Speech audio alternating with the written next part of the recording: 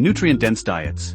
Encouraging diets rich in essential nutrients like fruits, vegetables, whole grains and lean proteins will tackle malnutrition while supporting overall health. Regenerative agriculture. Emphasizing farming practices that restore soil health, increase biodiversity, and improve water cycles will not only enhance food security but also contribute to environmental sustainability. Food waste reduction. From production to plate, strategies to reduce waste at all supply chain stages are key. This includes better storage solutions, improved logistics, consumer education, and even upcycling waste products into taste products.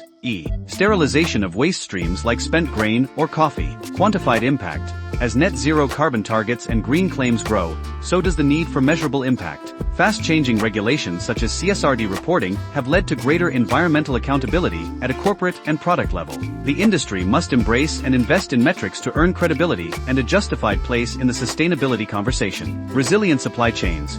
War, climate change, crop disease and economic instability impact the supply of certain commodity crops, leading to price increases. In 2024, cocoa supply fell by 11% due to swollen shoot virus, soil degradation and illegal gold mining, resulting in a 300% price jump. Invisible innovations, such as rebalancing ingredients with taste extracts, will help maintain food supply and affordability.